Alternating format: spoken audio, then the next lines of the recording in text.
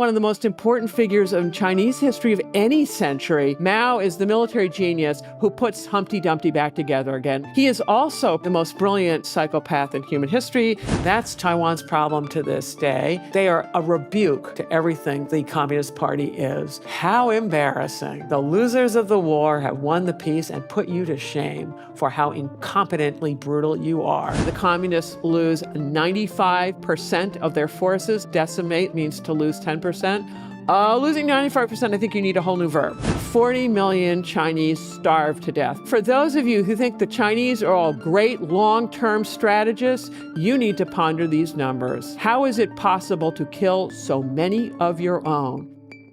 What I'm about to say are my ideas. They don't necessarily represent those of the U.S. government, the U.S. Navy Department, the U.S. Department of Defense, or the Naval War College. You got that clear? Complain to me if you got problems. All right, I'm going to talk about Mao. He's an incredibly consequential figure. He's, for the 20th century, he's one of the most consequential political or military figures. And he's also one of the most important figures in Chinese history of any century. And he's also a terribly significant military and political theorist. And this is not an endorsement of Mao. It is rather just an accurate description of his global and enduring importance. And think about China. Historically, it's represented, I don't know, a third of the world's population, a third of the world's trade. That's a big slice of humanity. Moreover, Mao's theories have been used by many enemies of the United States to take over failing states from within in order to assert dictatorial rule. He is also probably the most brilliant and most famous psychopath in human history, and that is saying a lot. So here we go. All right, this presentation is based on the first 8 volumes of Stuart Schramm's collected works of Mao. What Schramm did is he compared Mao's complete works as published in the 1950s to whatever he could find as the earliest version of whatever it was. And then he reinserted whatever had been cut in the italics. So tonight, watch the italics. And Mao didn't put all of his best ideas in one place. He scattered them all over the place. And so what I've done is for you all prepared like a jigsaw puzzle of all of these different ideas. And then in order to make it comprehensible to you of all these random little tidbits, you have to have like a coat rack to hang all the hangers, and that's called a simple framework, and I'll get there. But in your own lives, when you've got all kinds of complicated things to transmit to others, you can look at what I'm doing tonight, and you can do it for other things as well. So here we go with good old Mao. And oh, by the way, a lot of those 8,000, 7,000 pages weren't that interesting, so in a way you owe me. All right, so... All right, these are major military theorists, just to run you through them. Clausewitz is the West's major military theorist of bilateral conventional land warfare. Sun Tzu is Han civilization's great theorist of how you maintain power in a continental empire, multilateral world using coercion and deception. The two fellows on the right are maritime theorists. In a way, they're writing the missing chapters of Clausewitz that doesn't talk about naval warfare at all. The top one is Alfred Thayer Mahan, the Naval War College's finest. And what he's writing about are the prerequisites for and strategic possibilities for maritime power. And the Briton underneath them there, Sir Julian Corbett, is writing about how a maritime power, i.e. Britain, can defeat a continental power, i.e. Germany or France. But all of them are writing about warfare between states, and Mao is a different event. Mao has to do with triangle building. The term triangle building comes from Clausewitz. Clausewitz has this nice little passage here where he's talking about these abstractions, passion, creativity, and rationality as being mainly, but not exclusively, associated respectively with the people, military, and government. A state has full-up military and civil institutions that have some connection to their people. But an insurgent is going to be building these things from the ground up. So that's what Mao is doing, is he's actually taking over the host from within by building a shadow government and eventually taking power. And many of the decolonizing world after World War II were really sick of the West. They've been colonized, didn't want to hear anything about them. But it seemed as if the Soviets or the Chinese perhaps offered a better model, the communists. And many thought that the Chinese, with Mao, offered the better model. Why? Because the decolonizing parts of the world were also agricultural and underdeveloped, unlike Russia, which had quite a military, an industrial base. And so they thought Mao was the more relevant guy. All right, here's Mao at his iconic moment. He's proclaiming the victory of the communists in the Chinese Civil War. China had been a broken state basically since 1911, when the last dynasty had fallen and the country had broken out into a multilateral civil war that he eventually wins. And I'm going to be talking tonight about Mao's theories from the 1920s and 30s when he had the time to write. But there's a lot more to Mao than just that. He had quite a track record. Once he won the Civil War, he imposed a social revolution. What's that?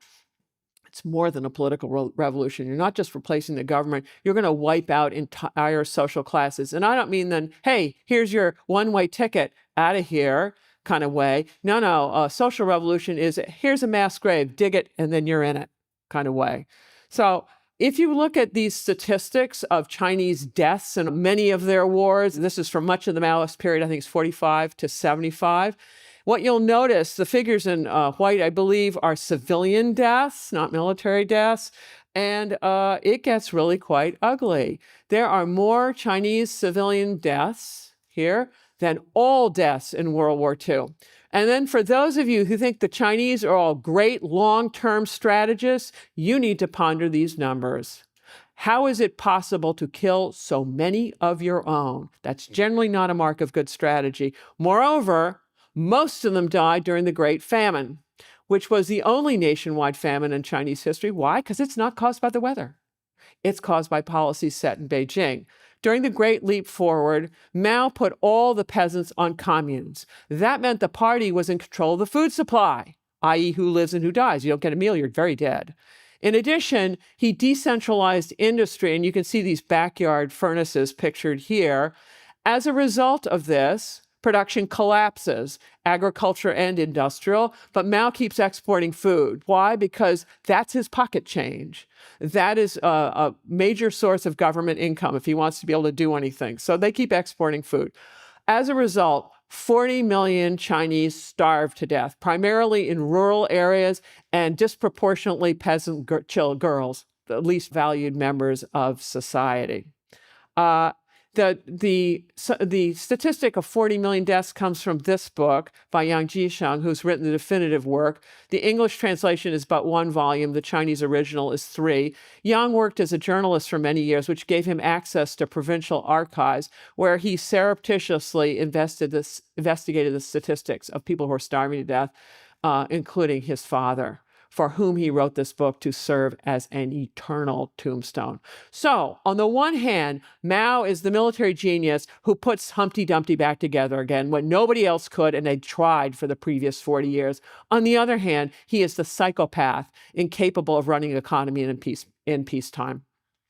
Yet, many Chinese revere him as a national hero. Why? Because in their minds, certainly of the Han, the preponderant group in China, one of the key things that their country should and must be is a great power. And Mao, by reunifying China under the banner of communism and then fighting the coalition of all the major capitalist powers to a stalemate in the Korean War, or in their mind, a victory, that constitutes ending what they consider the era of humiliations that started in the mid-19th centuries and end with the communist revolution. So he's a hero at home. All right. To understand Mao's theories, I need to put it in the context of the wars that he fought.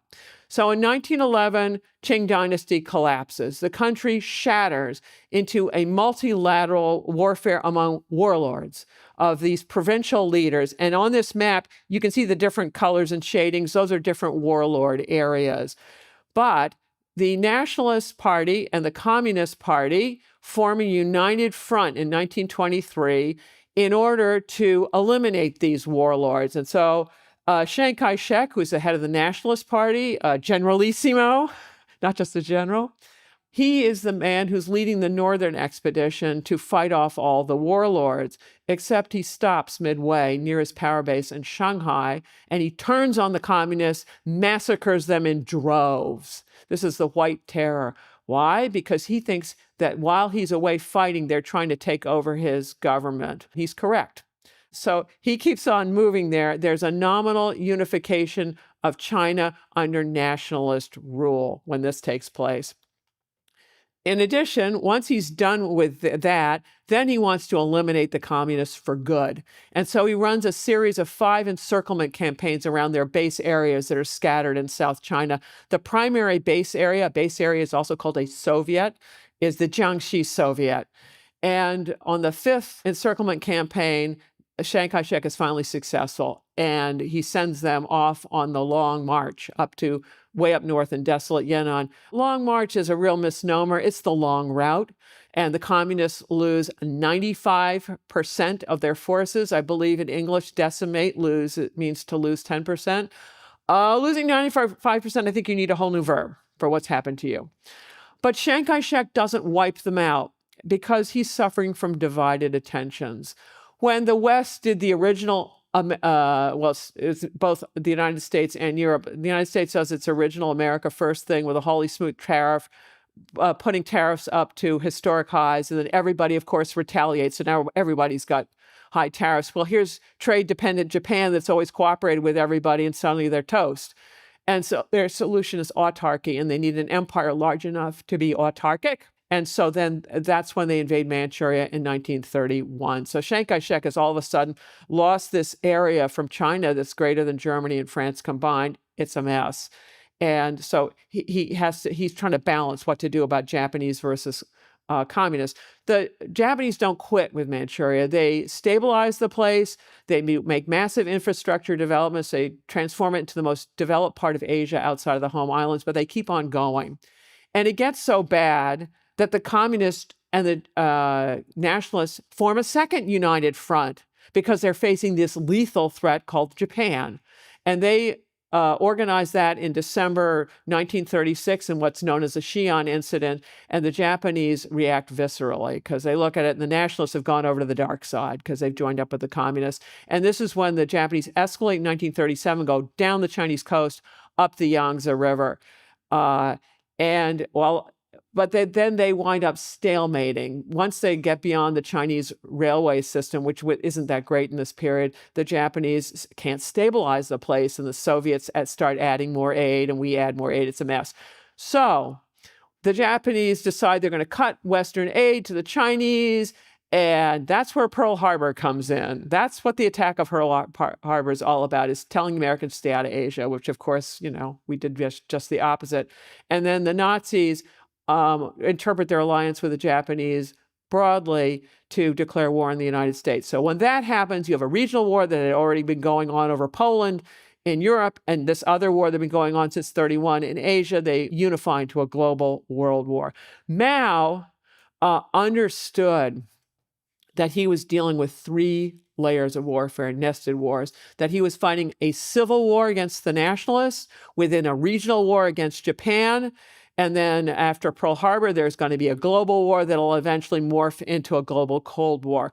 Most of his writings are written before Pearl Harbor, so he's going to focus on the first 2 layers of what's going on here. So after the World War II is over, Mao goes after the nationalists full bore, and the Japanese have already very much weakened the nationalists, and Mao wins the Civil War. Okay, these are the wars. Now, I promised you a simple framework. Here's the simple framework. Simple framework should have 3 to 5 things, because that's all about any of us could really handle on short notice. And so I got 4 here, and I'm going to use Clausewitz's definition of great leadership to analyze Mao. According to Clausewitz, in a general, 2 qualities are indispensable. First is an intellect that even in the darkest hour, and Mao had many of those, retains some glimmering of inner light. which leads to truth, and second, the courage to follow that faint light wherever it may lead.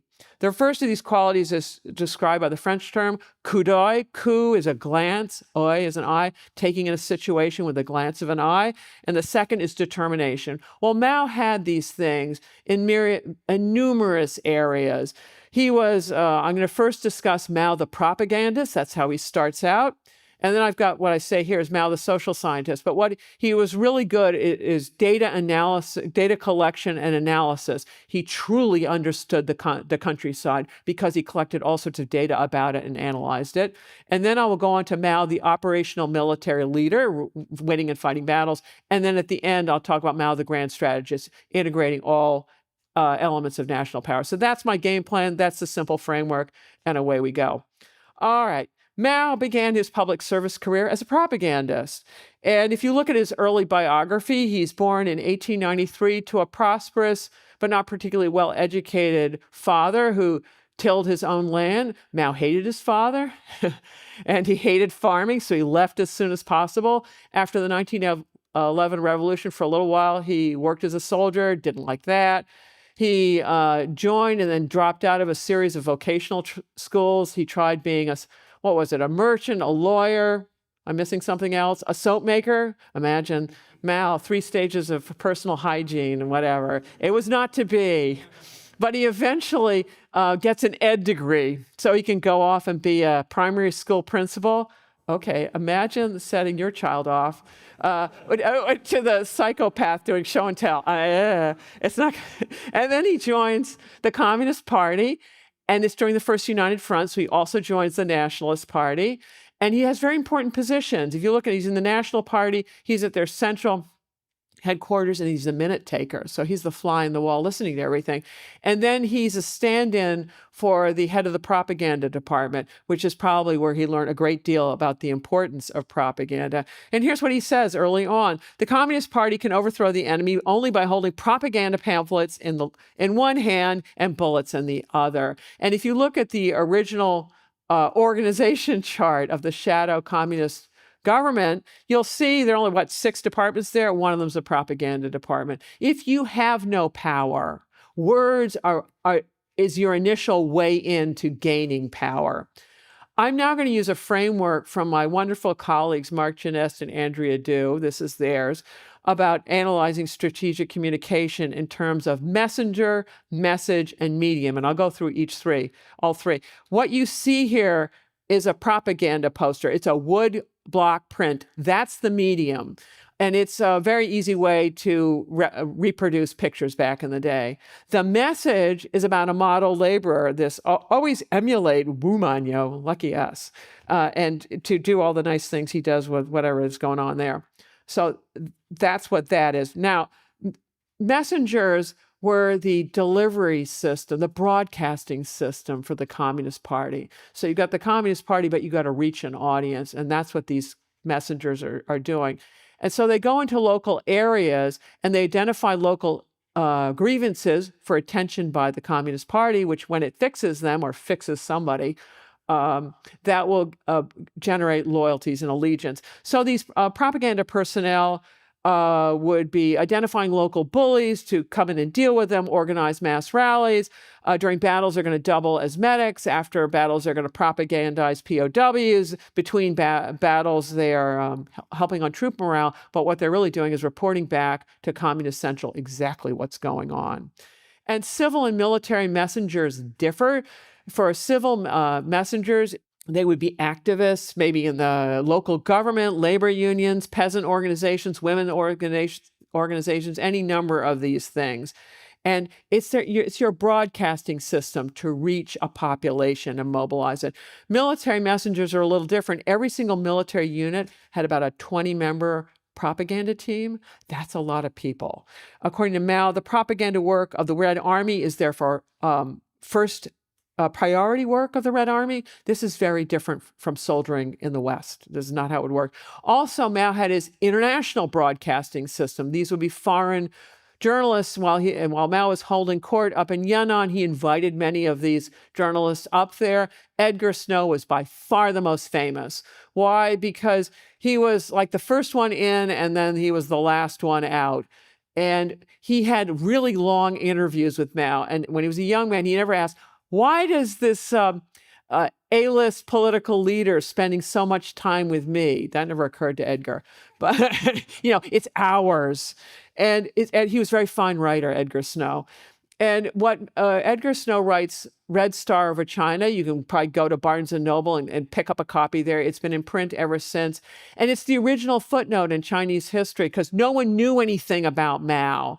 And so then everybody starts citing Edgar Snow, and then we cite everybody and everybody and everybody, but actually it only goes back to Edgar Snow. So Mao got his word out. Mao thought, you want to keep the message simple, you want to make it epigrammatic so that people can understand it rapidly. In his day, this meant having matching slogans to the equivalent of newspaper headlines to provide a lens for people to understand events, rather like tweets in our own day. So when the White Terror occurred, this is when Chiang Kai-shek is turning on the communists in the First United Front, the slogan was "Arm the peasants."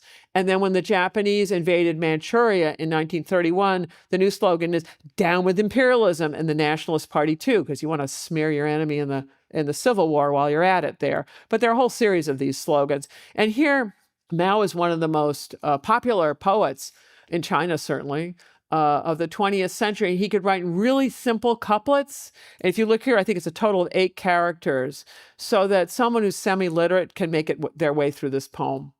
On the other hand, he wrote really complicated things because he needed to garner the support of intellectuals initially before he'd educated enough peasants and workers to take over. And intellectuals prize poetry, and they prize what's called grass writing, which is that unintelligible Chinese stuff writing under there. If Mao set these poems to tunes that everybody knew, people could sing them on the Long March and elsewhere and learn them that way. So he's an incredibly accomplished man. He also understood you have to manage the message and the way he did that is through political mobilization. Part of that is you've got to tell people what the policy objective is, which for him was abolishing imperialism, feudalism, and the landlord class, and then presenting a strategy for how to get there. And here are the media that he used, not only the written and spoken word, but also the dramatic arts in order to get the message out. And he also used an institutional medium of education. And here is Mao, the primary school teacher in his element. Most of the people at his armies were illiterate, but Mao knew all about how to reach them. There are a lot of political commissars. What are they? Political and military commissars come in a pair. Military commissar is the military professional who actually knows about the fighting. The political commissar is the one with the direct line to the secret police who will cap the military commissar if there are any problems whatsoever. So Mao has got an elaborate network to get the message out, offering all kinds of social services to people, not only medical, but also education for peasant children. And he also educated their parents. This is for the first time in Chinese history. He did it during the winter slack season. Now, the nationalists had also tried to improve education. But once the Japanese invaded full bore, they had to drop it, because the nationalist conventional armies are the ones that are fighting off the Japanese conventional armies. The communists are a guerrilla movement, and they're operating behind enemy lines. So as the nationalists are dragooning people into their armies, the communists are busy offering social services, and I'll get to land reform. And so for the peasants, before too long, it becomes a no-brainer whom they're going to support. Mao also emphasized professional military education because he needs to turn peasants to cadres, to guerrillas, to conventional soldiers. And there's got to be an educational pipeline to do this. And if you look at this Northwest Counter-Japan Red Army University, the first 4 of the first original departments, political work is one of them. This is not professional military education the way it's done in the West. It's a separate thing. Okay, part 1 over. Mao the propagandist, I've covered that. Now I'm going to go about Mao the social scientist. And here he says, the peasant problem is the central problem of the national revolution. If the peasants do not rise up and join and support the national revolution, the national revolution cannot succeed. And if you look further along in his biography, while the First United Front was still operative, he's heading the Nationalist Party's Peasant Institute in Guangzhou and also their Central Commission on the Peasant Movement, learning a great deal about it. But once the White Terror hits, he needs to get out of Dodge fast or they'll kill him. And that's where he flees to Jiangxi province, to the Jiangxi Soviet, where he is going to become the political commissar of the Fourth Army. And he's also going to be in charge of land reform as he figures out how to calibrate that to make it work. All right. For Mao, he's doing data-driven survey after data-driven survey, does a whole series of them between 1926 and 1933. And he's trying to figure who owns what, who works for whom, who tills where, and inventories of down to the last pitchfork and last chicken as he's trying to establish what is really going on the countryside. And he does. And what he concludes is that 6% of the rural population owns 80% of the land, and 80% of the population owns only 20%. And his solution is going to be revolution. And he goes further into the statistics. He identifies 70% as poor peasants, 20% who are like his father, they till their own land, they're middle peasants, and then they're the exploitative 10% who don't get their hands dirty with anything. And what Mao is trying to figure out is how you can incentivize 80% of those people into actively taking part of the revolution. This is the key. And what he wants to do is take the bottom of the social pyramid and mobilize it to crush the top of the pyramid. And the way he's going to do this is by determining class status through a land investigation movement, which he says is a violent and ruthless thing. We're going to talk about class, approval of class status, confiscation of land, redistribution of land, in order to invert the social pyramid. And he's got a real plan for doing it. He argues that land reform is just essential for peasant allegiance. This is how you're going to get it, to draw these hundreds of millions into supporting the communists. But you got to do it sequentially. You got to propagandize first, and then you're going to distribute land later. And he had a little bit later. And he had a very bureaucratic way of redistributing land. The approval of class status, he said, it's a life and death decision for the person in question. And so it starts out with a vote at the local level, and then it goes through many layers of party approval before being sent back to the local level to announce who's going to get the land and who's going to take a bullet. And then Mao leverages the enthusiasm of this movement for the people who are going to get the land, the other people not so much. And he's going to leverage this enthusiasm to get people to join the party and also to join the army. All right. Mao is planning to collectivize all land. That's what the communists are going to do. But he says, look, the system of landlords and tenants cannot be completely destroyed yet. Because he needs the peasants to join him, and the peasants desperately want land. So Mao gives it to them, and he gets a great deal of support for doing this, but he also keeps the rich peasants around too. This is a deleted portion in the collected works because rich peasant production's indispensable until he wins the Civil War and can then turn the guns on them. And he's also got a duplicitous program for the middle peasants. It's a big bait and switch. It looks like you're going to you got the land, and well, now you do, and now you don't, because at the end, they're all going to lose their land. In order to reform, to get the land, Mao is talking about a red terror to get it. And while he was still with the nationalists, he wrote a report on the peasant movement in Hunan, where he's talking about taking all the land from the landlord class and shooting them, and that won't cut it with the nationalist army because their officers are landlords. So as part of his program, it's not just land reform and educating people, warm and cuddly, it's also coercion. Okay, that's Mao the social science. Enough of him. Now we're going to do Mao, the military leader. And you've probably heard this chestnut from Mao: political power grows out of the barrel of a gun. Mao spent his, it's still part of his early career, being right, but being a minority view, that he had certain views about military operations that was not shared by Communist Central.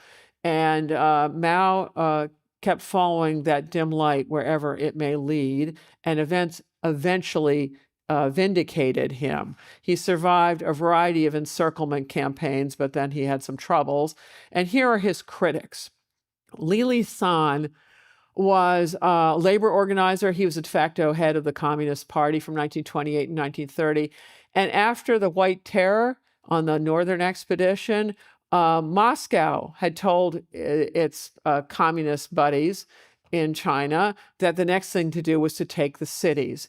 And so Li Lisan tries to with the Nanchang Uprising in 1927, total disaster. And he tries it again in 1930 with the Changsha Uprising, another disaster, and that gets him into exile in Russia. And according to Mao, Comrade Li Lisan did not understand the protracted nature of the Chinese Civil War. Li Lisan is trying to fight a decisive, i.e. war-winning battle far too early. You try to do that and you can get yourself ruined. Here's another critic, Xiang Ying. So Mao is in the Jiangxi Soviet, and he thinks its smart strategy is to lure the enemy into your own terrain, which is favorable to you, let them get exhausted, then you spring the trap and you annihilate them. Communist Central in Shanghai thought this was nuts, that you shouldn't be ceding territory at all. So Mao, for the longest time, he's off in Jiangxi, they're off in Shanghai, they're a long way apart, and so Communist Central can't do anything about it. Mao does his own thing. So the Communist Central sends Xiang Ying to Jiangxi Soviet to fire Mao personally. And you can imagine how this works for his later career. Not well. And he fires Mao. And this is where his strategy winds up producing the Long March, the Long Retreat, in which they lose 95% of their people by trying to defend territory. So people began to get it that Mao may have known what he was doing. And then on the Long Retreat, Mao chose as his terminal point of retreat, like where are you going to wind up, as up in Yan'an, way up north, deep in Muslim and Mongol lands, but near the Soviet border. And Mao thought that was essential because they're the big benefactor. Whereas this gentleman, Zhang Guotao, who was the military commissar of the Fourth Army, thought, nonsense. You want to be in Hanlan, we're Han Chinese, we want to be in Hanlan's lands. So he wanted to go into Western Sichuan, which he did. And he suffered a series of defeats over the 1935. And as a result, he was never as important ever again, and eventually defected to the nationalists. So Mao had proven himself prescient and right and determined, and he had kudoy and determination, and people eventually recognized that. All right. Mao and Clausewitz define war somewhat differently. Clausewitz has this famous line: war is thus an act of force to compel our enemy to do our will. Mao says, no, war is politics by other means. It is something that is used to achieve political ends. So far, that's not incompatible. But then here's Mao's twist. A revolution is an uprising, an act of violence whereby one class overthrows the power of another. Clausewitz is not about class warfare at all. In fact, his wife is always trying to wine and dine the aristocrats, so completely different in that department. Mao is looking at the world, and he believes the linchpin of the social order are landlords, and he's going to detonate them and try to destroy them. And he talks about the violence of all of it, that you're going to get the peasant masses to overthrow these landlords, and that this it's going to require terror and in rural areas, but this is absolutely necessary. And of course, this is what the nationalists absolutely would not tolerate. Mao also understood he was operating in a period of nested wars, and that the ones that were ongoing were the Civil War with the nationalists, and then the regional war with Japan. Pearl Harbor comes a little later. And he talked about defeating Japan in 3 stages. He said, defeating Japan requires 3 conditions. First is progress by China, i.e. the Civil War. which is the basic and primary thing. The second is difficulties for Japan, i.e. the regional war. And the third is international support, the big friend. I'm going to talk about each of these three things in turn. So in order to win the Civil War, Mao believes you need base areas. These Soviets, where are they located? Often on the boundaries of provinces and very difficult terrain where provincial authority, let alone national authority, simply does not extend.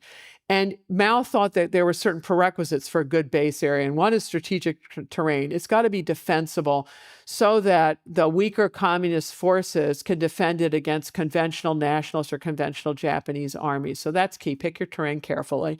Also, you need to have a strong Red Army presence there to make it work.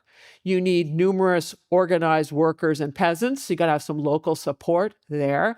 And then you need a good party organization. So this is Mao's idea, what you need for a base area. And he believed that you needed to match your military unit, the type of military unit, to the territory. And he said there are three kinds of territory. There's base areas, there is enemy-controlled areas, and then there is the interface in between, which is where guerrilla forces are going to be roaming. So he was all about deploying the Red Army to the comparatively safe base area. They'll protect that. You might send guerrilla detachments to some of the guerrilla areas, but really only really small things would you ever send into enemy territory. Moreover, he has prerequisites to fight. There are 6 possible prerequisites. You got to have at least 2 before you fight. And the most important one is that people have to actively support you. You probably need a base area to pull this off. He said that the last 3 things about enemy weak points, the enemy exhaustion, enemy mistakes, those things could appear quite rapidly, but you better choose your terrain very carefully. Terrain is immutable. He also said that if you're weak, the way the communists were, you had to follow a strategy of annihilation. What you do is you annihilate one small enemy unit at a time, and the cumulative effects will eventually change the balance of power. Only someone who's really strong can tough out an attrition strategy. So he's also about triangle building in these areas. So little guerrilla detachments go out into the interface. If it works out well, and it looks like they can start either a new base area or expand an existing one, that's what they're going to be up to. So these guerrilla forces are either a disposal force, which you could send them out to do risky things, and if they get wiped out, it doesn't endanger base area defense, or they can become a nucleus of a new base area. So in small guerrilla groups, party members are toughened, cadres trained, the party, government, mass organizations are consolidated. And if they're successful, then you bring in the Red Army to do higher level institution building and either greatly expand an existing base area or you're forming a new one, is what's going on. Mao had 2 military services. We always think of Army, Navy, Air Force. That's not what it was for him. It was guerrilla forces versus conventional forces. And what guerrilla forces are operating in the rear of the enemy is so that there's no stability or security. It's in fact, there isn't even a front line. It's so amorphous. And so what guerrilla forces are supposed to be doing is exterminating small enemy forces, weaken larger ones, attack enemy lines of communications, establish bases, force the enemy to disperse. But they're doing all of this in combination with conventional forces. Because here's the thing. You think about Mao and its guerrillas. Well, actually, here's what Mao really says. Regular forces are of primary importance because it is they who alone are capable of producing the decision, like winning the war. There is in guerrilla warfare no such thing as a war-winning battle, right? Guerrillas are, the relationship of the two is really important. Mao also thought that you needed to establish a fire escape if you had a base area. Like if it all goes south, where do you go? And his terminal point of retreat for the Long March was up in Yan'an. He thought it was important to figure those things out in advance. Mao also cultivated an unprecedented group of allies never before assembled in Chinese history. Not only peasants, but women, minorities, youth, intellectuals, enemy army most creatively. for cultivating the allegiance of peasants, it wasn't just education and land reform. It was also army discipline. This is where the 3 rules, 6 points for attention, and a couple additional points, which were enforced through 1949 when the communists win the Civil War. Why? You don't want to alienate the peasantry. These are the people that are forming your cadres, your guerrillas, everything. So maintain army discipline. Don't mess with it. Mao also took an incredibly forward-looking view about women. Here he is with his 4th wife, the actress. The other 3 had suffered, respectively, abandonment, execution by the nationalists, and commitment to a Soviet psychiatric ward. Not fates for the faint-hearted. But Mao calculated that women are about half the population. They're miserably treated, so they're naturals for wanting a revolution. They're a force that will decide the success or failure of the revolution. He calculated correctly, and he was way ahead of his times. And he also understood that in a guerrilla war, you're sending all the guys off to be off fighting, and you've got to be building base areas and things. And this is where women came in to do those activities. And as a result, he offered women the unthinkable, which is men and women are absolutely equal. Women have the right to vote, be elected, participate in the work of the government. He's just way ahead of his times. Mao also offered minorities the previously unofferable, which was self-determination. And what the minority people didn't get is that a promise made in a really desperate civil war with a regional war overlaying it, once you win those things and you can turn your guns on those trying to secede, that promise may be unenforceable. You can ask the Tibetans and Uyghurs how it all worked out. All right. So Mao's strategy, he had a strategy of disintegrating the enemy army. And let me tell you how that one worked. In every county, you select a large number of workers and peasant comrades, people below the radar, and then you insinuate them into the enemy army to become soldiers, porters, cooks. You can use women to do this as well. Talk about people who are below the radar. And you're creating a nucleus of a communist party to erode them from within. And eventually it'll have a shattering effect. And he said also part of this disintegrating the enemy has to do with leniency. Sun Tzu advocates never put your enemy on death ground. Death ground means that you just have that you're a dead person if you don't fight. So your only hope is to fight. And if you put someone on death ground, they tend to fight with incredible willpower. And Mao don't do that. So what he did, when you capture people, propagandize a little, recruit the willing, but release the unwilling, so that the comparison of communist leniency and nationalist brutality becomes absolutely stark in this otherwise pitiless war. Okay, that's the Civil War. Now we're going to go to the second problem, which was Japan, the regional war. Mao made a really thoughtful assessment of what were the key characteristics of China that would determine what kind of military strategy he would use. And this is his assessment. He said, okay, China's a large semi-colonial country. It's an undeveloped country. Point 1. Second, its enemy's really strong. Point 2. Thirdly, the Red Army's weak. And fourthly, there's an agrarian revolution going on. And from this, he concluded that revolution was definitely possible, but it's going to take a long time. So he didn't kid himself about quick wins. He's going to come up with a strategy for protracted warfare.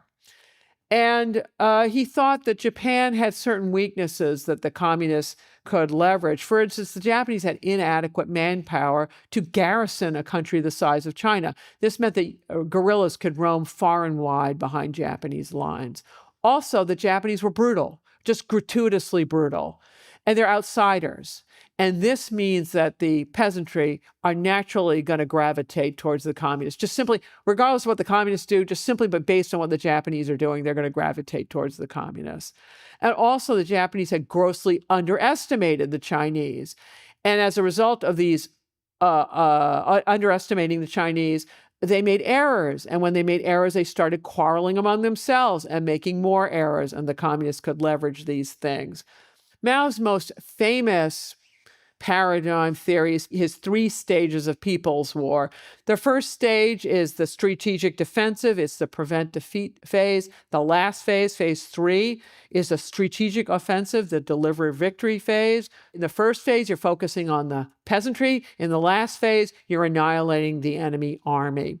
And if you look at activities that go on in each phase, the activities of phase 1 and 2 never cease. Rather, you add additional activities as competence increases. So in phase 1, you're doing popular mobilization, base area building, triangle building, guerrilla warfare. And then as you get more of these things, you can start engaging in mobile warfare, try your hand at a little conventional warfare, reach out with diplomacy. And then if you go further in stage 3, then you're talking positional warfare, and you're going to have the war-winning battle.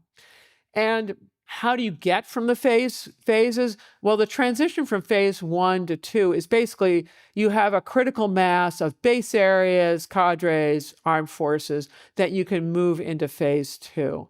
But the problem of being in phase 2 is what it looked like isolated acts of banditry in phase 1 to the incumbent government. Now the incumbent government gets it, that they're facing an insurgency bent on regime change, and the regime changes strategy. And so the communists are no longer under the radar, but they're in the crosshairs. And it's dangerous because they're weak and the enemy is strong. So when you transition to phase 2, initially it is quite dangerous. And here's Mao writing about these problems and saying, look, in this stages 1 and 2, the enemy is trying to have us concentrate our main forces for a decisive engagement, i.e. decisive in their favor. They'll win the war because they'll annihilate us. And of course, this is what General Westmoreland was trying to do in the Vietnam War, is getting the North Vietnamese to concentrate so that he could blow them off the map. And of course, they'd read their Mao and didn't do that nonsense. So Mao is saying you only fight when you're sure of victory. And also, in order to get to phase 3, you need a big friend. Why? Because phase 3 is conventional warfare, which requires infinite supplies of conventional armaments that requires an industrial base to produce it. And somewhere like China lacks this industrial base. And so good old Soviet Union played this role the world over. And so this is the secret sauce of People's War. If you want to get to phase 3, you need a big buddy. And that's where the Soviet Union came in. And so this is why Mao determines that Yannan's going to be his terminal point of retreat. I'm fighting my way through to the Soviet Union. No kidding. You've got to have the conventional arms to fight this stuff. What's interesting about Mao's description of People's War is it actually applied not so much to the war with Japan, which he claimed it applied to, but rather to the civil war with the nationalists. And here is the key. Mao didn't actually fight the regional war against Japan. The nationalists did. The nationalists did every bit of the conventional fighting except one. And that's the 100 Regiments campaign that Mao fought in North China in 1940, and he was smeared. The Japanese responded with the 3 alls campaign, which is kill all, burn all, loot all, which is what they did. And it wiped out loads of communist base areas in North China. So Mao never tried that ever again. And he certainly didn't write about it in his collected works. Don't talk about failures there. So it's interesting. What he's talking about really applies to the Civil War. And Mao understands these different layers. So as the nationalists are busy fighting the Japanese and actually being destroyed by them, the communists are pretending that they're fighting the Japanese. They're later going to take credit for it and say, we won against the Japanese, which is nonsense. There was also the United States in that as well, because he's using that to strengthen the communists during all of this, both rural mobilization. So when the Japan's defeated and the communists, when the Civil War resumes full bore, he's in a good situation. Okay. That's it on Mao, the operational military leader at the operational level. Now let's put it all together as Mao, the grand strategist of linking all elements of national power into a coherent strategy. These are Mao's instruments of national power. the peasantry, propaganda, land reform, base areas, institution building, warfare, and diplomacy. The U.S. military, when they're thinking about elements of national power, love this little framework, DIME, because D is for diplomacy, I is intelligence, M for military, E for economics, as being critical elements of national power. Look, it's better than only looking at the military elements. At least you got three more things. But if you look at what Mao, this is not a cookie cutter event. This is a different society, different national elements of national power are available. You've got to get to the other side of the tennis court net to see what the other team is doing. All right, Mao is famous for all these reasons, but also for his sinification of Marxism, where he makes all the things that I've told you about. It makes his version of Marxism much more applicable to these countries, the newly independent countries after World War II, of how they put things together. And he positions himself to replace Stalin, who dies in 1953, as the leader of communism. So Mao was prescient on numerous levels. He was certainly prescient about the centrality of the peasantry. He was way ahead of his times on the importance of women. He was calculating and cunning on how he was going to use minorities and POWs. He had proven his coup d'oeil and determination with his military strategy. He also anticipated when the Japanese war in China would stalemate. And he also anticipated more or less when the United States was going to get into the war in Asia. And he's the great signifier of Marxism. All right, Mao produced all kinds of concepts and paradigms that are useful for insurgents who are trying to take over the host from within. And I've listed a variety of them here, and I'm going to go through them in turn. And these are the things that the counterinsurgent then has to counter. All right, rural mobilization. This is obviously a big deal in Mao.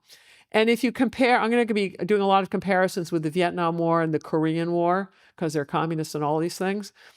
And you can see Mao's rural mobilization was very successful in China. The North Vietnamese rural mobilization was also really good. South Korea, not so much. Why? The leader, of North Korea trying to mobilize the peasantry in the South, that wasn't so successful. And why? Syngman Rhee, the leader of South Korea, immediately did land reform.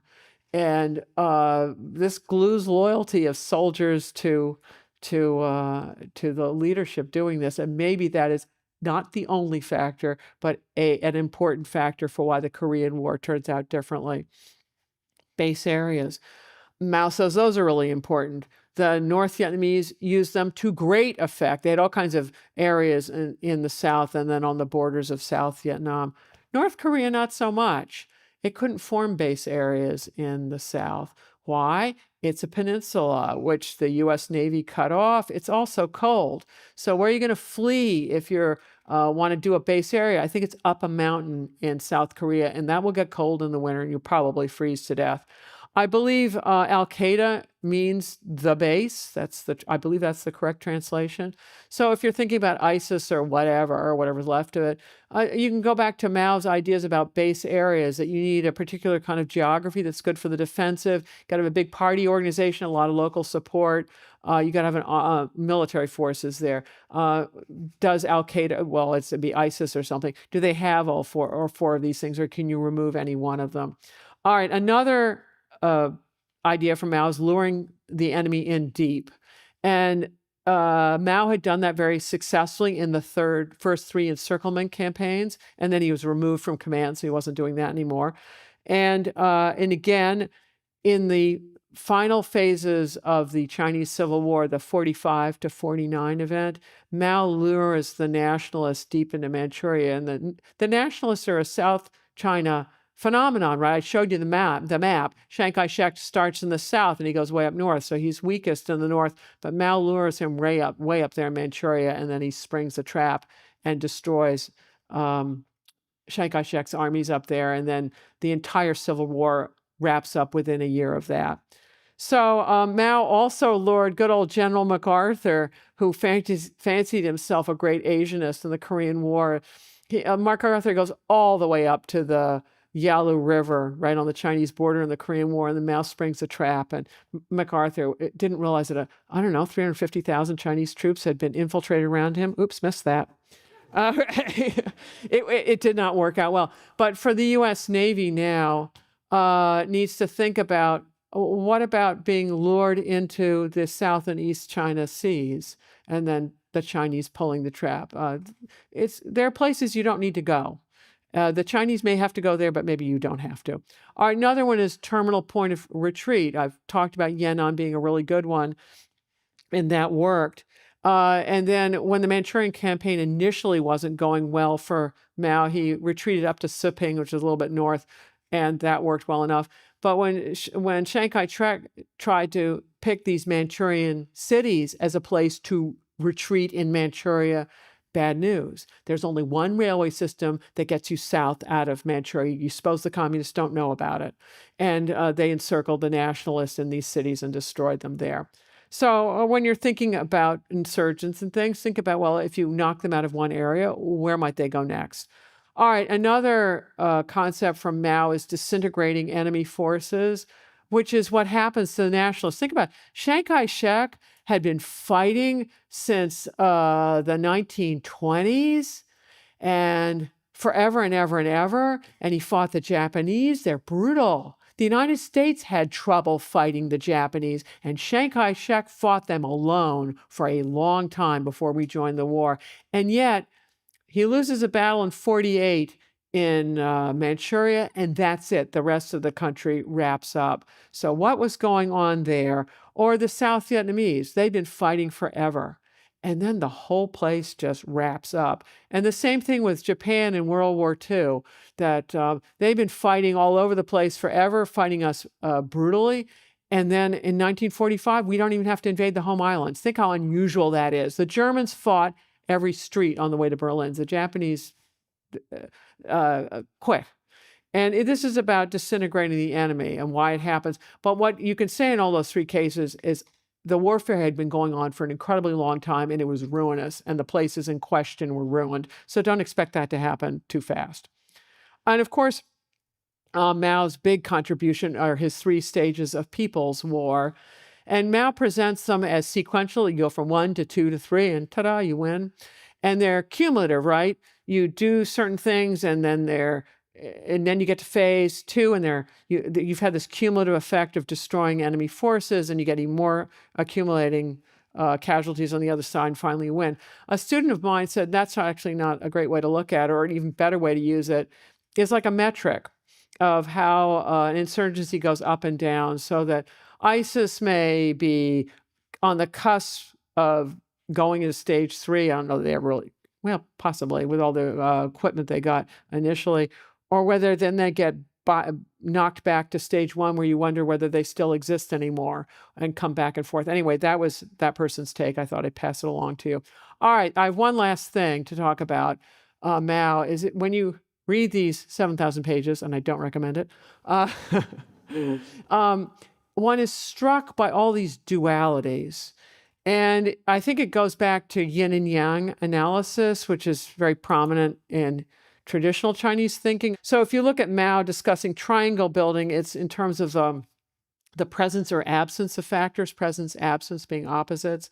So you're going from the absence of political power to the seizure of political power, from the absence of the Red Army to the creation of the Red Army. And it goes on, that studying the differences and connections between dualities is a task of studying strategy, and it's really everything. So to defend in order to attack, to retreat in order to advance, it goes on, and it's all about correctly orienting yourself with between these opposites. So oppose protracted campaigns in the strategy of a short war.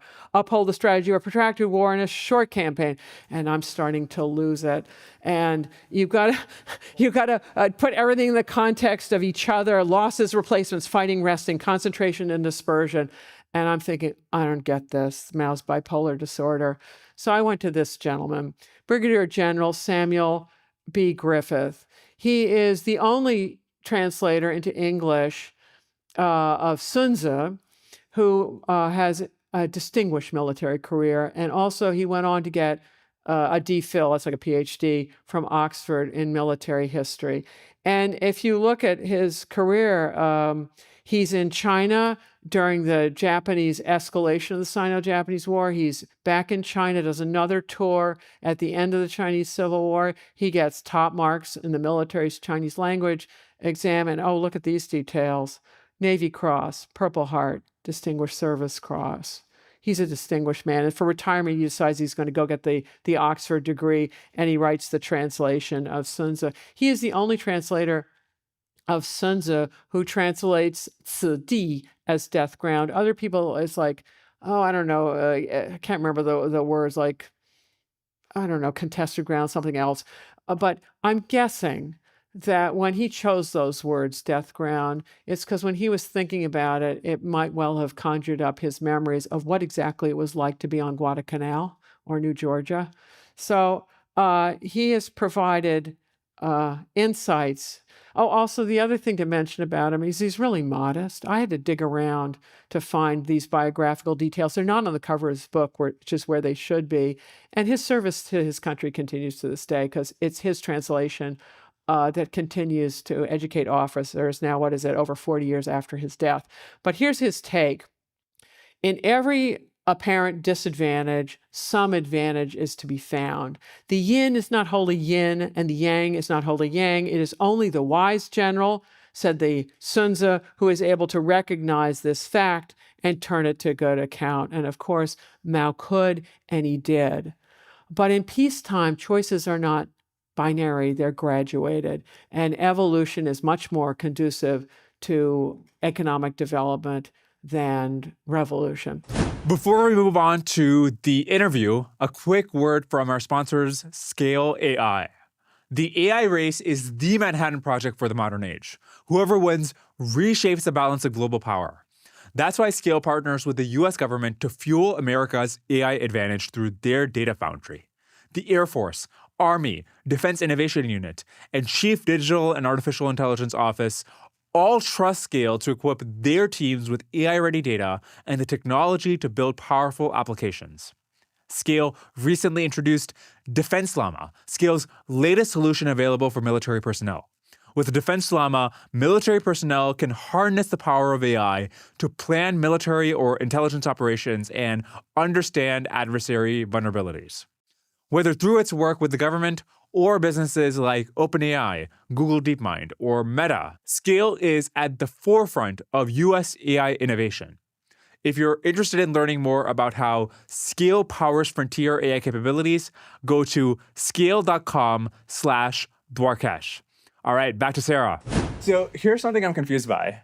You were talking about Mao as a shrewd commander, somebody who had studied not only the military, but had also compiled these rigorous records of farm life and agriculture and everything. And then you fast forward to when he's in power and you go to the Great Leap Forward.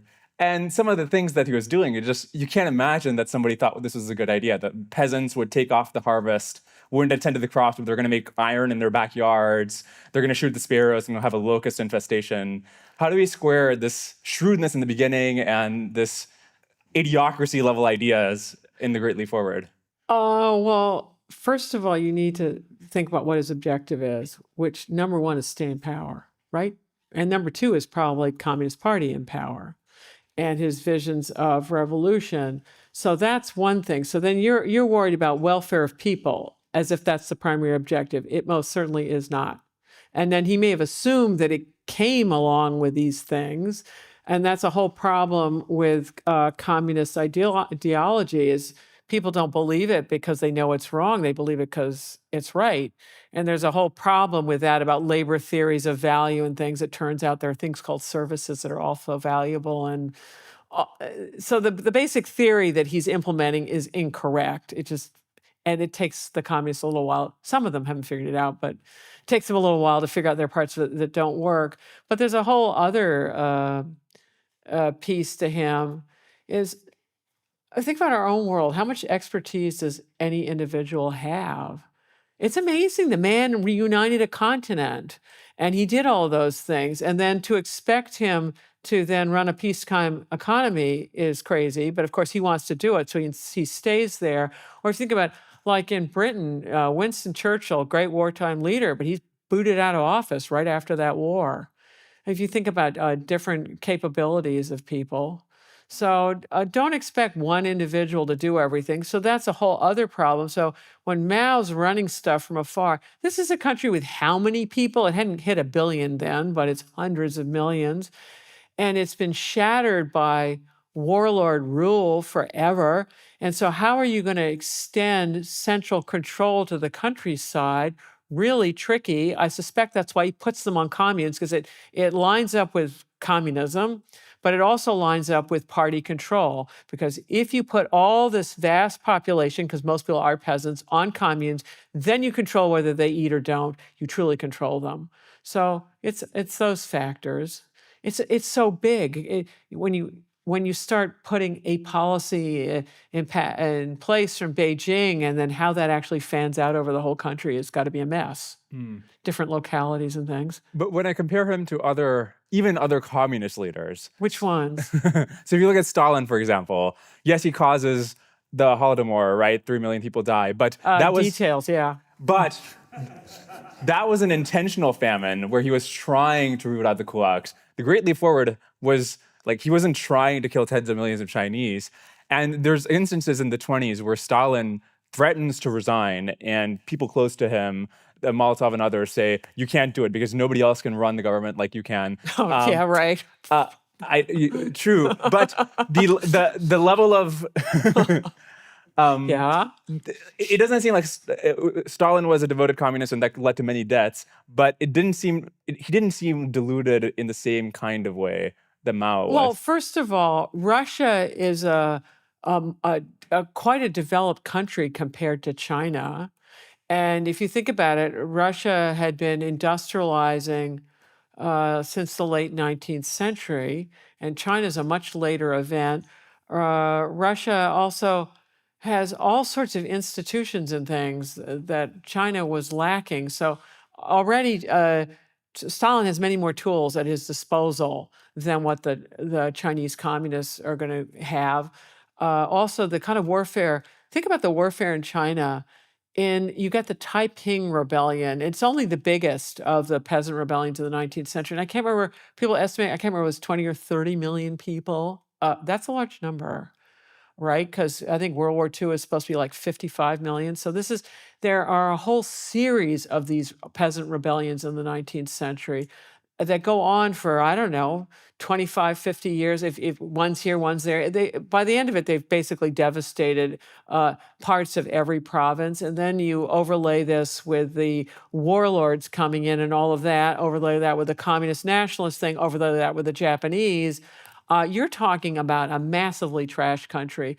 And think about it. I'll give you another example. For Americans in the room, and for others who aren't Americans, you'll have to, based on your dealings with Americans, this country had a civil war. It ran what, 4 or 5 years? It was mostly in the South. Northerners joined armies and then went to the South. The institutions of government didn't change in Washington. They certainly did in the Confederacy, but those were new things, right? Because they were trying to secede. And the losing side of that war still hasn't gotten over it, right?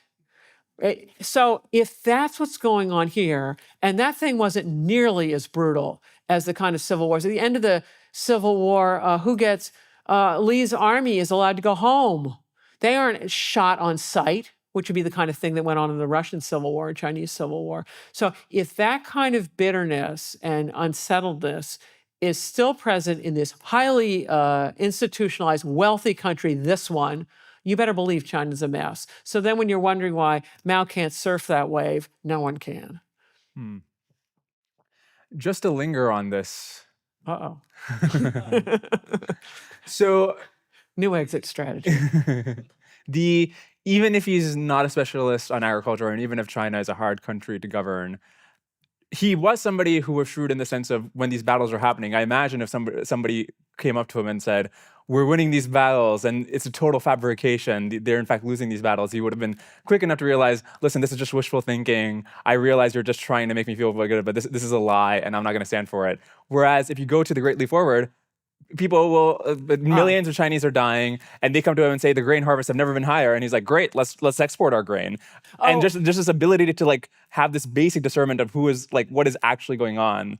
That situational awareness is gone. Okay, there's another. Mao doesn't become canonized as Mao, I'm mixing metaphors, the emperor of China, until victory in the Korean War. So in the early period, a lot of that, Mao is supposed to have written this book called On Guerrilla Warfare. It is not written by Mao. It took time to figure it out for outsiders. It's written by Peng Dehuai and others, his generals.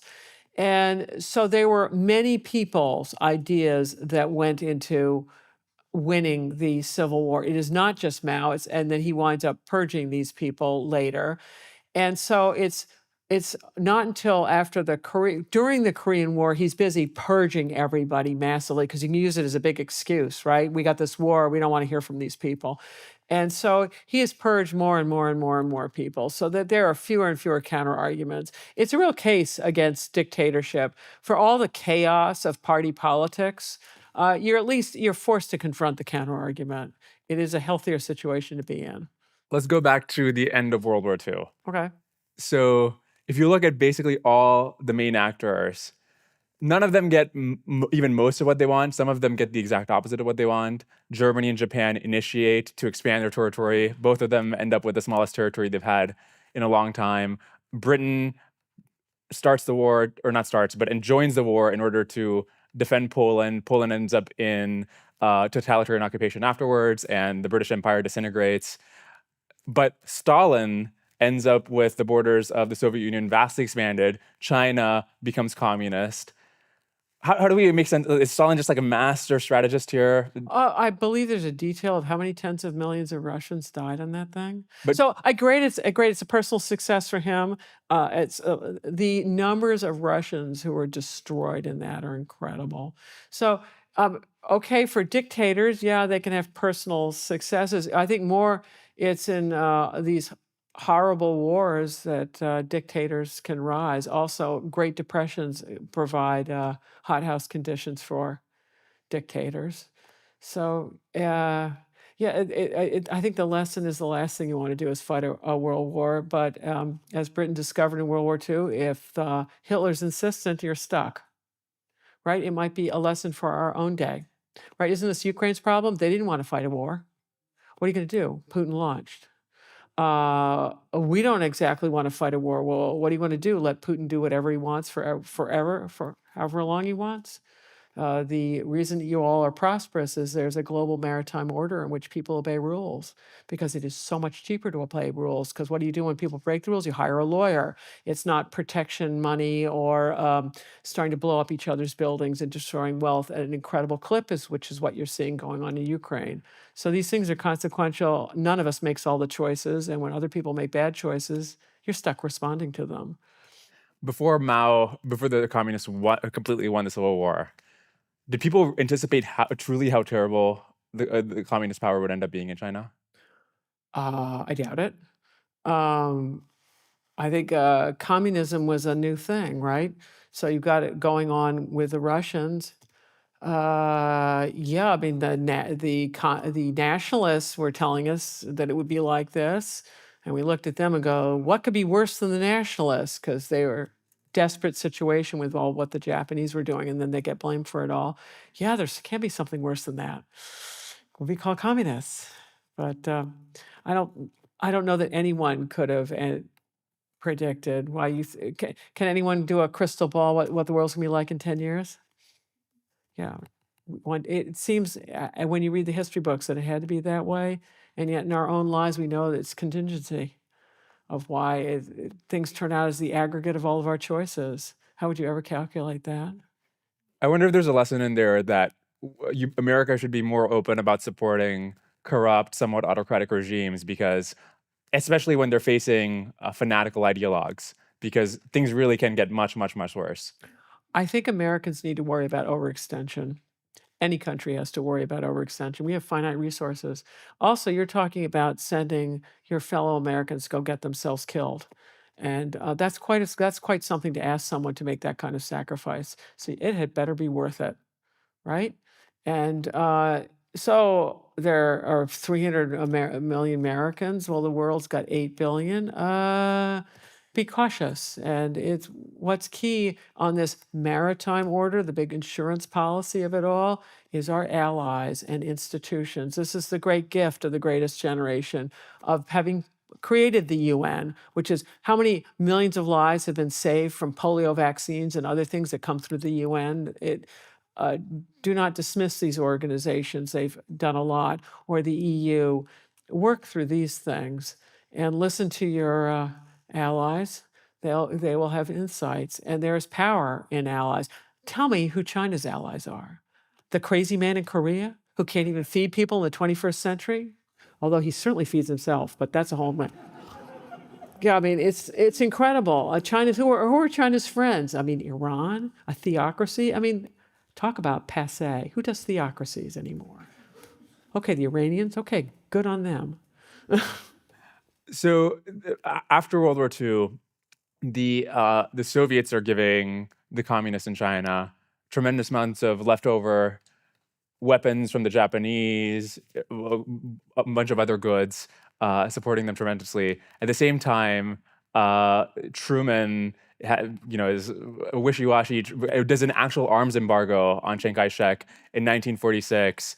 The Marshall Plan for Europe is $13 billion to help build up defenses against communist appeal. At the same time, Truman has to be forced in 1948 by Congress to give a couple $100 million to China, literally 1/100th of what was given to Europe. And by that time, it's too late for Chiang Kai-shek.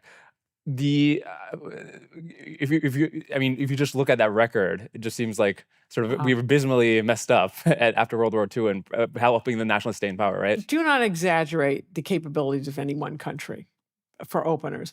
But I think it's really important to distinguish between nation building and nation rebuilding. If you're rebuilding, which is what happens in Japan and Germany, they already had full up institutions, modern economies before the war. They had no problems with educational institutions going all the way up, judicial institutions. They had competent police forces, they had parliaments and other things. So that when you give Germans some cash, they know, and Japanese as well, they know exactly how to recreate things and rapidly produce modern institutions. You're talking about China. They never had these institutions. There is no indigenous expertise. Oh, and by the way, what's the literacy rate in China compared to Japan? Whoa. No one reads in China and everyone reads in Japan. It's not quite that bad. So, and we've had this problem in Iraq and Afghanistan. So we decide we're going to do the de-Baathification thing, and then we think the police are going to still show up and work. Except no, that's not how it works. They haven't got these institutions, and so it's not feasible. A Marshall Plan in China would not have worked, and also we had really competent foreign service officers in China in this period. Why? They're the children of missionaries, and so they spoke fluent Chinese and had a deep understanding of China. And they were saying it's hopeless, that there is no way Chiang Kai-shek's going to win this thing because he's hated by the peasantry, which he was, because for the reasons I've told you. Right, if he's busy dragooning them into his armies because he feels he has no choices, whereas the communists are giving them land and educating them, you better believe who the peasants are supporting. And the missionaries, they were then caught up in the McCarthy purges and were just about ruined, lost their jobs in the State Department and elsewhere, only to be exonerated, 10, 15, 20 years later when they've already lost their careers and who knows how they raised their families. I thought it was the case, George Marshall, who was the envoy to China, the diplomat. I thought it was the case that later on they realized it was hopeless, and so then they stopped supporting Chiang. But it's at the time, different people realize it at different times. But the reason they didn't support Chiang as much as they should have was because they thought he was the communists seemed like hopeless underdogs.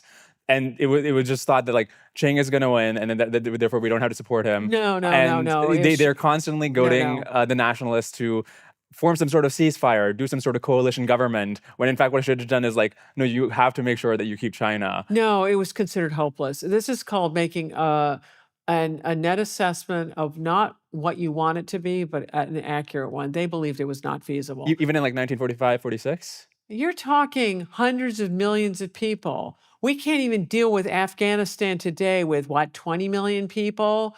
It's not feasible. It's at the end of World War II. American GIs are sick of it, and as are their parents, of fighting more wars. I mean, we didn't have to send GIs. We just had to like not cut off support. Europe has been leveled, and there's this absolute fear that the communists are going to move into Europe, which actually counts for Western economies in those days. The Italian and French communist parties were incredibly strong. So all the focus of limited resources is going to make sure that Europe settles out.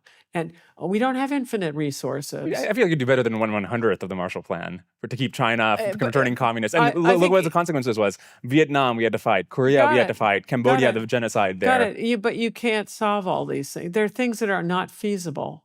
I'm going to linger on this because you're an optimist. But anyway, maybe you're right. But anyway, you've got my take on it, and I can't prove I'm right. That would be my take. I remember in your book, which is to your right, the Word for Asia, there's a passage where you say there's so many sort of individual contingent things that led to the communists taking power. Yes. If any of these factors was off, the outcome might have been different. Yes. The fact of all these factors, the fact that American support or lack thereof was not one of them. It just seems like it was a super contingent thing, but also America not being as strong as they should have just didn't matter. It seems odd. I don't know that it's just not politically feasible. I mean, talk about it. You want to go put yourself back in those days. You've already done a 3-year tour in World War II, because in those days you started serving whenever it was in the war, and you weren't coming home until the war was over. It was none of this 9-month tours, a year tour here and there. It was, you're there for the duration. So you get home, and then you're told, go make nice to the Chinese and go get yourself killed there. How is that going to fly in your family? Probably poorly. I mean, again, you don't have to send the GIs there. You can just give them. You can just not do an arms embargo on them. I think it was so minor. By then, it's too late. The great question is, some people would argue that in 1946, when Marshall tells Chiang Kai-shek to halt his advance. This is when he's doing quite well. And when I mentioned that the terminal point of retreat for the communists was up in Siping, Manchuria, some would argue that Marshall should never have done that. He should have let the nationalists go all the way up, and that would have changed the outcome of the Chinese Civil War. You could make an argument that that might be true. Here's the counter argument. I don't know the answer. If you look at a map of China, or imagine one, Manchuria is way up. It's like a salient into communist territory because it's bordering all the Soviet Union. And then it's got quite a coastline, but the Soviets had blockaded that, so nothing's getting in that way. The only way, given the Chinese railway system, is literally one train line connects Manchuria to South China. So it means Chiang Kai-shek's movements are incredibly predictable. So one argument you could make, and people have, and I don't know the answer, none of us does, is that, hey, that was the big error. So if that's the big error, the mistake, and this is a common one that Americans make, so this is worth talking about, is Americans often don't look at warring parties to understand if they are primary adversaries, there is no way you're going to make them make nice. So the United States had trouble for years trying to get Pakistanis and Indians to cooperate. And it would want to give aid to both of them and just didn't get it. As long as they're primary adversaries, you aid one, it infuriates the other. And they're never going to cooperate, the two of them. Or I suspect what was going on in Iraq and Afghanistan. So you want to have a democracy and you want to have all the parties represented. Well, if they all want to obliterate each other, the last thing they want to do is have representation of the other side, right? So if you have parties that want to exterminate each other, the idea of getting them to cooperate is impossible. So don't try it. So that would be the lesson from this thing of the we kept trying to do a coalition government with the communists and the nationalists. It's a non-starter. Hmm. But the United States was a very isolationist country and didn't have the attitude of a great power until after World War II. In World War One, we felt dragged into it and these horrible wars, and that being quite irresponsible during the Great Depression and just ignoring everybody else's problems, didn't want to hear about it. And then we get a World War II out of that, and then we rethink that whole proposition. If you had to speculate, if suppose the nationalists win, um, in Taiwan, because they're forced to, they have a very sort of pro-American policy. But if they had won in the mainland China, would it have been similar, where mainland China just turns into Taiwan, or would it have been different? No, I'm sure it would be different. One of the reasons Taiwan is after they lost the Civil War and they are on the island of Taiwan, they did big after action report analysis of what went wrong. And they decided it was corruption and that it was land reform, that they needed to fix those things. But they couldn't do land reform on the mainland because that's their officer corps. But when they come to Taiwan, they can more than redistribute Taiwanese land, which they do, and it's bloody because the Taiwanese don't want their land redistributed. And the Taiwanese were given bonds, and they thought those bonds would be like the pieces of paper that were issued in the mainland, i.e., worth nothing. But actually, after time, they became quite valuable. But land reform was bloody in Taiwan. Mm. And but it's today Taiwan has a very equal income distribution. And what is the explanation for when you were just had these tallies of numbers up of how many deaths through different events?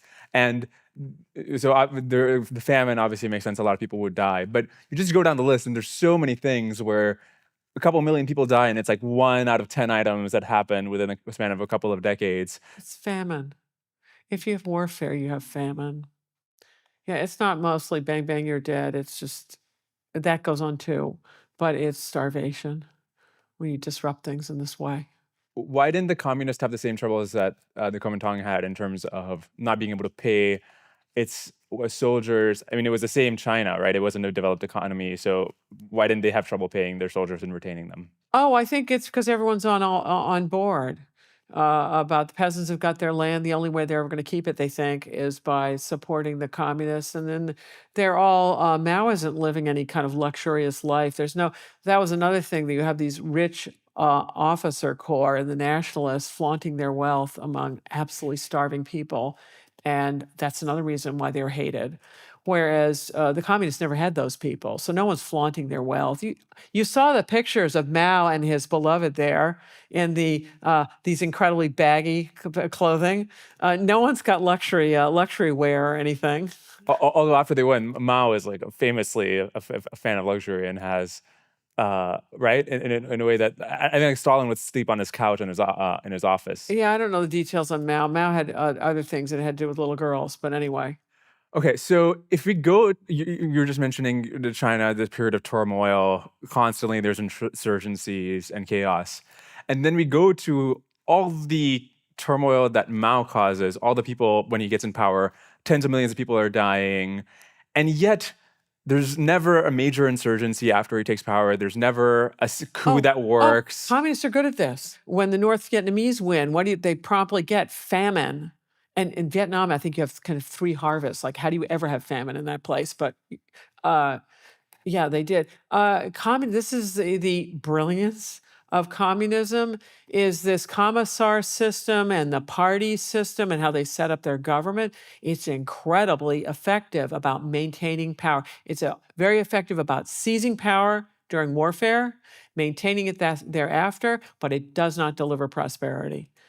It delivers compounding poverty. Take a look at North Korea. It's a mess, but the man's in power. Why don't the high-level officials in the CCP, after they see the impact of the Great Leap Forward, the Liu Shaoqus and the Deng Xiaopings, why don't they? They I mean, did. well, he wasn't running day-to-day affairs, but in terms of making sure he's never in a position to, in the future, do the They Cultural tried. Revolution. This is when you get Peng Dehuai, who he was the general that was in charge of forces during the Korean War, and also he had Long March generation. He had lost several of his siblings to starvation over the course of these civil wars, And he and Liu Shaoqi pulled the plug on Mao, and then Mao is demoted from one of his positions, and that's when you get the Cultural Revolution, because Mao is on his way out of power from these guys. So what does Mao do? Is he rallies, he gets out of Beijing and he rallies the youth, the Red Guards. These are the children who've been educated in communist education about how wonderful the communists are and beloved Chairman Mao. So Chairman Mao tells the teenagers that they should be in charge. Think about teenagers, not much life experience, but telling them they're in charge. And then they start out by killing off their teachers, right? They have teachers they probably don't like, and it's incredibly empowering. And then they start working their way up the educational system and fan outward. And it's like a semi-civil war. And then this is when Lin Biao comes in, who is a military leader, and Mao's going to use him to restore order. But after he's ousted all the people who are going to get rid of him. So that's what the Cultural Revolution is about. And it is ruinous for production, right? Doing all this. And you're gutting your educational system. Like all the people who gave the hard grades who may have actually known something, they're gone. From Mao's perspective, didn't the Cultural Revolution work extremely well? Because For him, yeah. Not for China. He launches it because he sees Khrushchev's speech in 1956 denouncing Stalin and what he had done, and didn't want the same thing to happen to him after he dies. And today, look, the portrait of Mao hangs in hangs in the square, and he's like revered in a way that Hitler or Stalin aren't revered in their countries, despite killing more people. So, well, though, I think Stalin's having a bit of a comeback with Vladimir Putin. So, and Vladimir Putin is starting to mimic more of the centralized. He's going to re-centralize his economy in ways that start looking like the old one. when people say things like Xi Jinping is acting like Mao, how do you react knowing how Mao actually behaved? Oh, Xi Jinping apparently reveres Mao. My understanding about Xi Jinping's education is his dad was a very high-level communist leader who was purged but not killed and sent to sort of interior north somewhere in China. And so when she was on the, what is it, the down to the countryside movement, where a lot of kids were sent to really horrible places, he was sent, I think, where his dad was. So what, or where protectors who liked his dad were. So it wasn't as bad as it could be. But he was not well educated because he couldn't be in that period, right? It's during the, he may have degrees from places, but the institution in question during the Cultural Revolution wasn't delivering an education. So he's a believer in communism. Don't ever kid yourself that the Communist Party of China doesn't believe in communism. Now they think they've modified some of the economic stuff under Deng Xiaoping, but now they're re-centralizing it right back to the way it was. Given the fact that he personally suffered during the Cultural Revolution, I think there's a story that at some point, because his dad was announced, and he like tried to come back to their home to get fed by his mother, and his mother had to turn him away. This happens to him during the Cultural Revolution. Sniff. How do you explain these these CCP officials who personally suffered during the Cultural Revolution being pro Mao? I mean, Stalin was abused as a child, and then he's incredibly abusive. Hitler was abused as a child. I mean, why would you expect when you're so the man? I use the word sociopath or psychopath. They both apply to him. Don't think he's going to have any tender mercies for anyone. I mean, his own son is. He abandoned various sets of kids who starved to death and died. And one son, he put him right up in Korea where he could get killed, and he promptly did. So, and Stalin that was another great one. Well, the Nazis captured Stalin's son and wanted to trade him for something, and Stalin said, "No." How do people in China today think about Mao, and why aren't they more pissed off? You look at these numbers. I'm guessing. I'm not Chinese, but I think all of us need to be proud of things. And of course, one thing to be very proud of if you're Chinese is Chinese civilization. These enormous achievements in philosophy, in the sciences, all kinds of arts. It's incredible. But many Chinese also want to feel proud of their leaders. And so Mao is incredibly consequential. And I think it's also really hard to look at the dark side of your own country. This country has slavery. It is our original sin. We have not gotten over it. And the part of the United States where slavery was most deeply embedded to this day has the deepest problems dealing with that.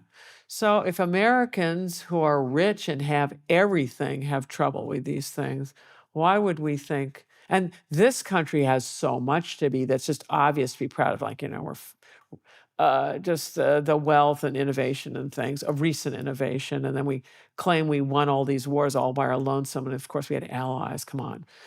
But I think that's part of it, is understanding the Chinese history's been so sad. If you ever go to a Chinese movie, you hear the ardor, whatever the instrument is whatever it is. I've got the word wrong. It's just so sad and melancholy. Whereas American movies are all happy, millions of people die, but the good guys live, right? And, it's always a happy ending. And what is it? What the Arnold Schwarzenegger line in True Lies? Oh, honey, they were all bad. I mean, that's. I want to try out an idea on you. So We've tried many. What's the latest? One could claim that Mao being so terrible and being this strong counterexample is what the reformers needed in order to create China's post-Mao growth, in the sense that if you to really abandon communism and pursue pro-growth policies, you needed viscerally the Cultural Revolution as a counterexample, the Great Leap Forward, to say, no, we got to try something else. Possible. Definitely possible, because of all the people who are ruined by it. But I think there's another one. You should give the Taiwanese great credit. Taiwan did an after-action report. They're one of the 4 Asian tigers that went from a very poor country to an absolutely wealthy country. And I think it's around 1990-ish, where Taiwan is, I think the statistics are right, I'll try this. It's got 1/50th the population of the mainland. It's got 1/250th of the land mass of the mainland, and it has about 40% of the GNP. And if you're trying PRC mainland looking at this, how embarrassing. The losers of the war have won the peace and put you to shame for how incompetently brutal you are. And that's Taiwan's problem to this day, is that they are a rebuke to everything of the Communist Party is. And there used to be this racist notion that, Han Chinese and democracy, incompatible, can't do that. Well, Taiwan has proven that wrong. And look at Taiwan. They have, what is it, their chip foundry? Incredible. No one can duplicate it, right? Impressive. Tell me something that China has that no one can duplicate except for crazy stuff. What I find disturbing about communism in comparison to, maybe even especially Chinese communism, is if you when Hitler is killing the Jews, he doesn't make them first say, listen, we were responsible for World War I, which he falsely claimed, and we renounce our Semitic ways or something. And with the Cultural Revolution, with Chinese communism, there's a very important aspect where the victim must participate in their own victimization. They must be the one to say, I'm guilty, in a way that didn't seem necessary in other kinds of regimes. Hitler's just trying to annihilate people, so he didn't care what they're going to tell him. He's just going to kill them all. So that's just he's into destroying every last Jew there is, right? Plus gypsies and some other people. So that's a separate thing. China has a long tradition of education. What's Confucianism about? It's the scholars at the top, right? It's in Japan, it's the shoguns at the top. In China, the soldiers at the bottom of the social pyramid. And it's all about educating people. And then the entire imperial system, how did you get mobility? And there was actually a way to mobility. It's take the imperial exams. And if you pass them and do well, you're off and running. So, and there's also a tradition of re-educating people. You could shoot everybody, you could.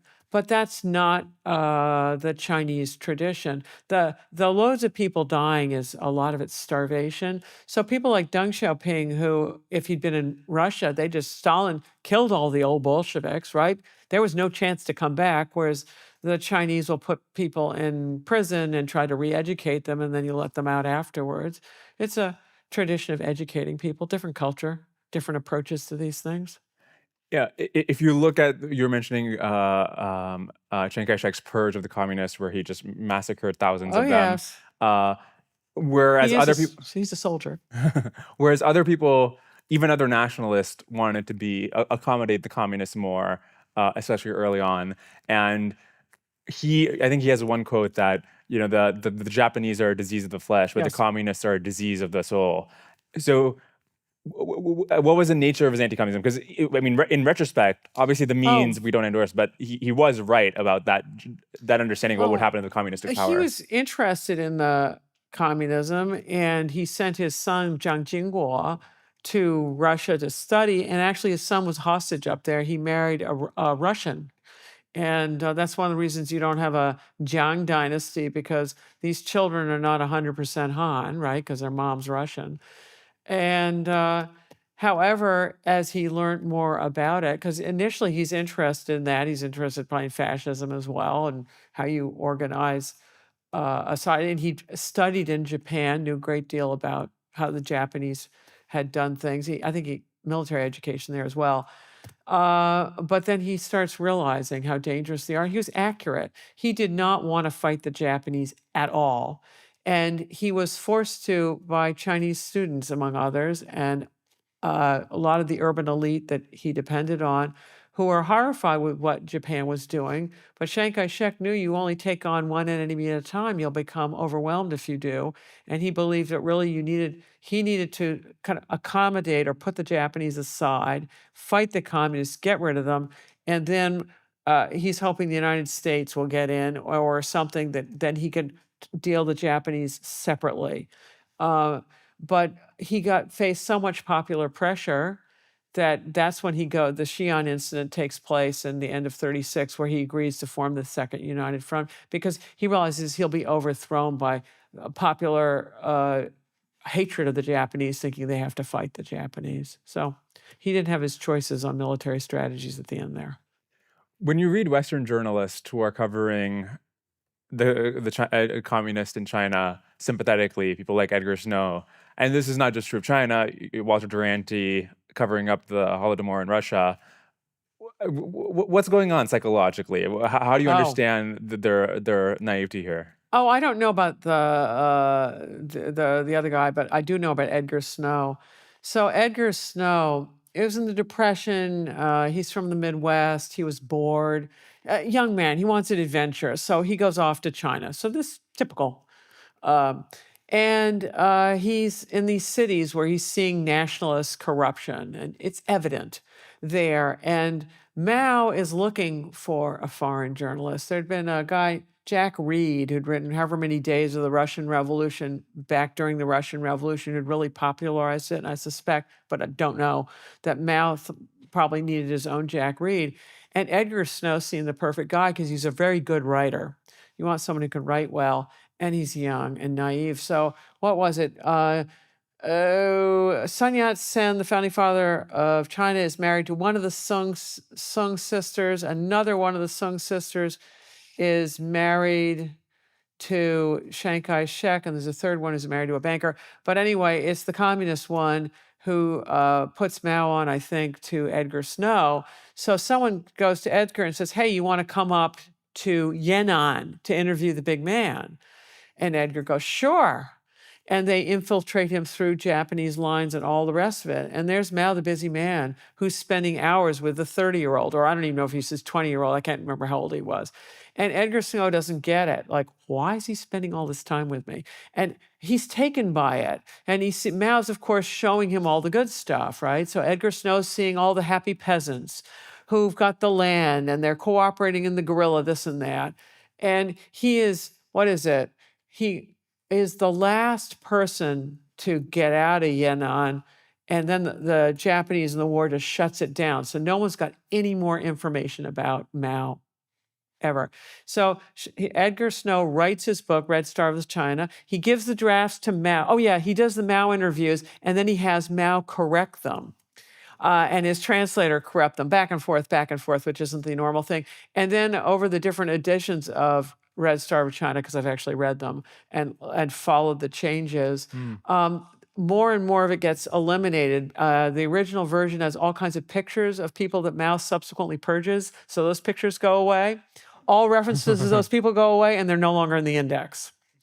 And Edgar Snow goes along with this.